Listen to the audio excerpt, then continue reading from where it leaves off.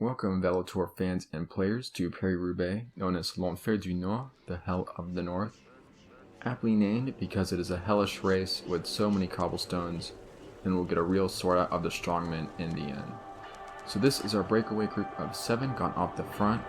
The original 6 were Jamaldine Abdujaparov, Thierry Marie, Cyril Guimard, Stan Ockers, Dmitry Konishev, and Tommy Prem.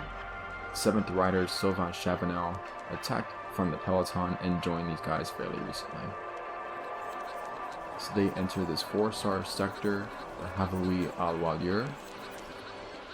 The star rating, just the difficulty of the cobbles, so 1 star is the easiest, 5 stars are very hard. So a 4-star sector, quite a bumpy ride as you can see, and Konishev is dropped. So Konishev, not really his sort of race, might be more at home in the Ardennes Classics coming up later on. Not surprised to see him dropped first. Meanwhile, back in the peloton, it's Fiat. Paul Sherwin setting the pace. This team, they'll be working for Jan Raas, their big classics leader, and Evian in the light pink jerseys, their leader, probably Gilbert Duclos-Lassalle. Of course, they also have Marc Madio, who's a strong classics man in his own right.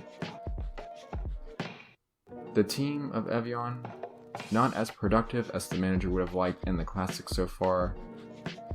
And this is really the last chance for Duclos-Lassalle and Madio to get a huge result for the team and turn that frown upside down. So onto the Trouet d'Allenberg, very famous 5-star section, and it's Cyril Guimard of La Vie Claire, setting a decent tempo. Things might come unstuck a bit in the peloton behind.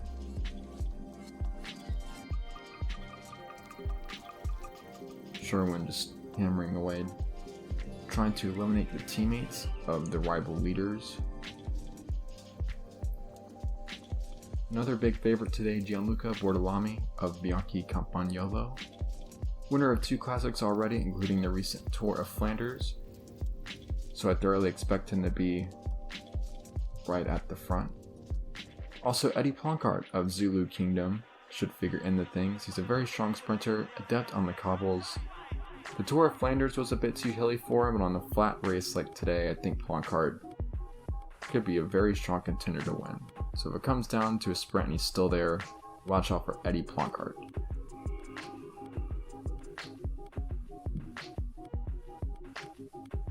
Meanwhile, Abdujaparov appears to be suffering in the breakaway, still hanging on.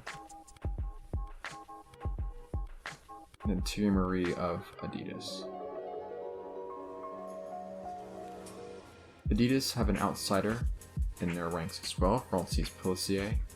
He's on a really good day, would not count him out for a top 5 finish. Also interested to see what Calame has up their sleeves today. They are so spectacular in the Tour of Flanders. So if they have any more tricks to play with their big 3 in the classics, we might see it here in this race. So we head on to another 4-star section. Hornang à Wandigny. Tough 4-star section. Very long too at 3.6 kilometers. Might see a couple riders from this group get shut out the back. One of the developing storylines over the last few races is the fact that La Vie Claire and Bianchi-Campagnolo appear to be the 2 strongest teams in the peloton. So the title chase between those 2 should be back and forth all season. So every race is an opportunity. The 2 teams look very closely matched. They give Bianchi the edge today because they have Gianluca Bortolami, but La Vie Claire, some decently strong riders here as well. Although I wouldn't expect a potential winner from La Vie Claire. There's Andre Darragad, the MVP of La Vie Claire so far, leads all riders in the peloton with 3 wins.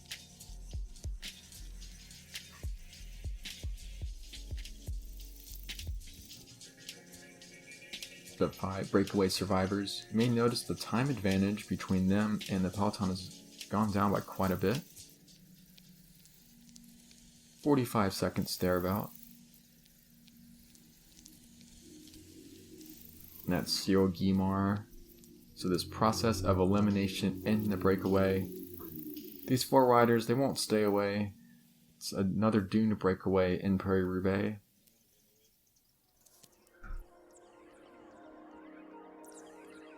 I'm not sure if sending Stan Åkers up the road was the best tactical choice for Bianchi. He's the sort of rider, if he's feeling strong, could be there to help out his team leader Bortolami later in the race. But that's the choice they've made. 67 kilometers to go, and all the breakaway are caught except for one, Thierry Marie.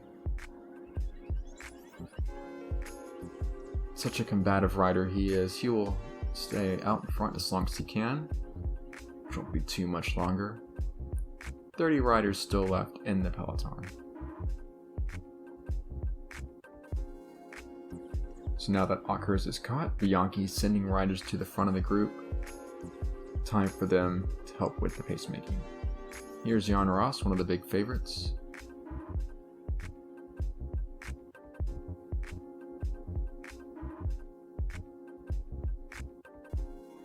With Dmitry Konishev dropped from that early breakaway, I believe there are no Ceramicas riders still in this group.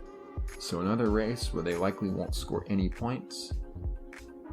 And Ceramicas looks like they are falling a long way behind the other teams in the team standings, especially after today's race. So a lot of work to do for them in Tirreno Adriatico and the other stage races later in the season. Onto the cobbled sector of Orchestra. Just under 58 kilometers to go. The next 5-star section is the Mons en Pével, which comes with around 50 kilometers to go. And this is a surprise, Marc Madio is already pulling at the front for Evian. So they are expending him very early in the race. I have to say I disagree with this. Fiat, they still have 4 riders in this group. Bianchi still have 4. So why would Evian expend their second strongest span at the front so early? But here comes George Hincapie of Fiat. He's launched the move. And now Madio has to work anyway. Jan Raas, he does not have to chase down his own teammate.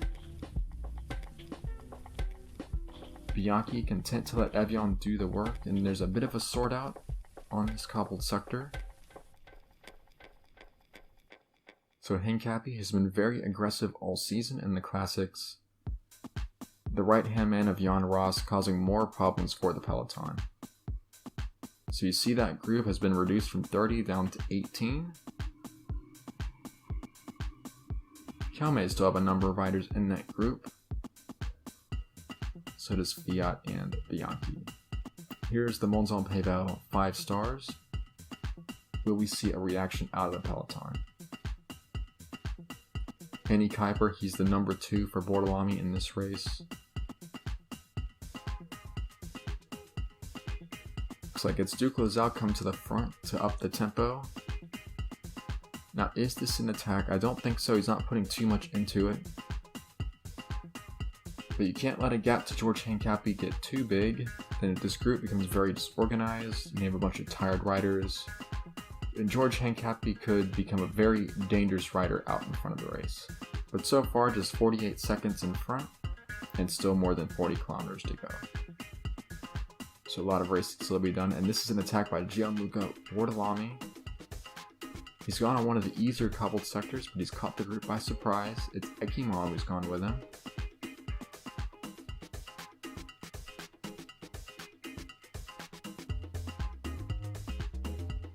So Bortolami has rejoined George Hincapie. I think Ekimov is about to make contact. And Raas counters, so Raas does not like to see Bortolami going up the road. Wants to join his teammate George Hincapie. He's taken Duclos-Lassalle with him. Pulsier tried to catch the wheel. But he can't hold it anymore, so it's these two, Bortolami and Raas. Ekimov in the middle, and then Raas and Duclos-Lassalle, the main chase group. I'd reckon they're around 40 to 45 seconds back. And chase group of 9 behind them. So this is an inflection point of the race. How strong is that group of 9 behind? Because if they work together, they can pull this all back, and those attacking riders will have expended a lot of energy trying to force a move. So it's Vaca for La Victoire, still feeling strong enough to chase.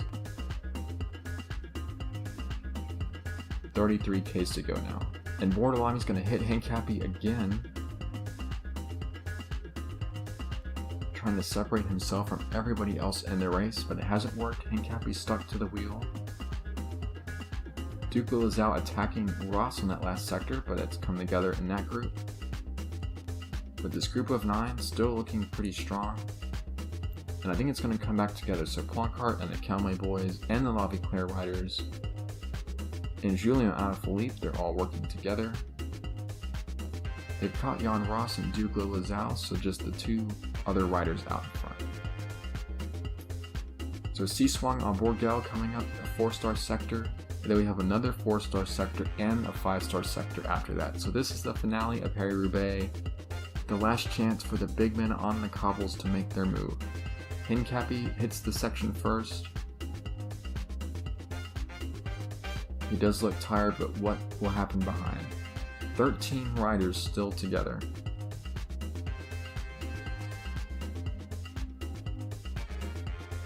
After Duclos-Lassalle and Raas and Bortolami have all been attacking, I wonder how much they have left. This group of chasers, which has been working together, might be equally as strong based on how the race is played out, but we'll have to see. Hincapie being off the front is great for Jan Raas because the other riders, they have to work and expend energy. So Duclos-Lassalle pulling a turn, and now Eddy Planckaert taking his turn in the wind. So you can see that Jan Raas in the red jersey in the peloton just has to follow the wheels, catch the slipstream, conserve his energy. Now the Confins en Pébelle 4-star section. Right after this, the Carrefour de l'Arbre, another 5-star sector. Bortolami, a measured effort, but they're reeling Hincapie back. The gap has slowly come down. I think the next big move will bring Hincapie back into the fold. But here we go, onto the Carrefour de l'Arbre. It's Eddy Planckaert of Zulu Kingdom. But he looks tired. It'll have to be another rider to make the attack. Duclos-Lassalle setting the pace, forcing others to get on his wheel. He's got Hincapie back, but he won't go over the top. But Jan Raas will. So Jan Raas has launched an attack just as they come off the Carrefour de l'Arbre. Now this has to be addressed. There's under 15 kilometers to go, so we're within range of a solo move able to work. Duclos-Lassalle sensing the danger, but he can't follow that second attack. Jan Raas with a fierce kick. Duclos-Lassalle, he's cooked. And this group of 9 has a bit of work to do if they want to catch Jan Raas before the finish.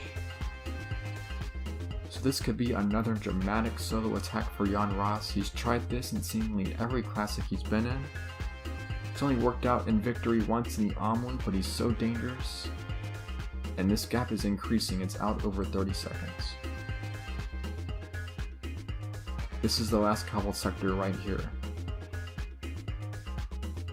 It appears no one has attacked out of that group. Duclos-Lassalle has been caught, so 10 chasers versus Jan Raas, 8 kilometers to go. We finish in the velodrome at Roubaix. The riders will enter, do 1.5 laps, and they will sprint for the finish inside the velodrome. The 3 Calme riders still here.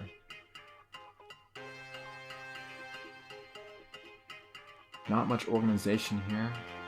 I wonder, with just 5 Ks to go, can they catch Jan Raas? He's still dangling out of front. You can see him there. The riders enter the velodrome.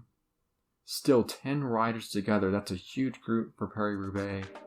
It's Kniedemann who looks strong. He takes it up to the front. Well, now it's Eddy Planckaert. He knows he's fast in a sprint, and now he's going to launch an attack. He's bridged up to Raas. He will sit in his wheel. So Jan Raas, his move has been foiled. He's leading out Eddy Planckaert. 1.5 Ks to go around this turn, and then the final half straightaway into the finish. Planckaert launches a sprint first. Watch out on the inside, it's the La Vie-Claire rider.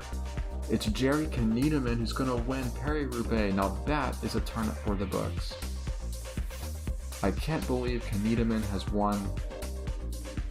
Certainly an outsider, or perhaps beyond that before the race started, but he's had a great day. He was in this group right to the end, and he was the one who produced the sprint that could not be beaten.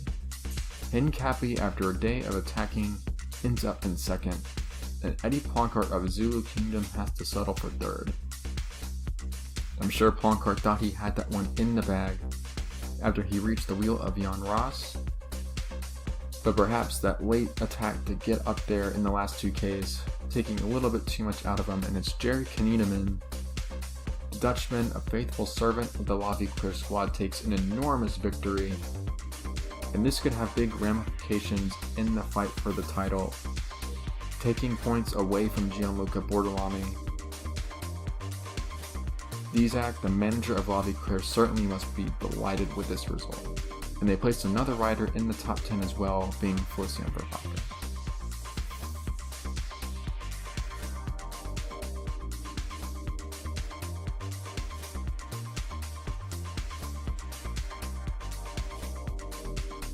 So here's the replay of that final sprint. It was Planckaert coming around on the outside. We thought he'd be the fastest man, but on the inside of the track, it was Jerry Kniedemann, who had followed wheels all day, and in the end was the strongest in the sprint. So the Hell of the North goes to Kniedemann. George Hincapie of Fiat gets second, Eddy Planckaert third for Zulu Kingdom. Bortolami fourth for Bianchi continues his great string of results. Rudy Altig back-to-back 5th place finishes in the Classics for Kelme. Duclos-Lassalle a disappointing 6th place. Julien Alaphilippe, great ride for Blackberry, in 7th. Vervaeke 8th. Mickey Mob is 9th for Kelme. Jan Raas 10th for Fiat, and Rudy Donens was also in that group at the end. He gets 11th for Kelme. The other riders finishing a long way back. Paris-Roubaix has produced perhaps the most surprising Classics winner all season, so this race certainly did not disappoint. This was the last of the cobbled races. From here on out we have the hilly Classics of the Ardennes, but before that, of course, Tirreno Adriatico. So we'll be back for Tirreno Adriatico. Should be an interesting race.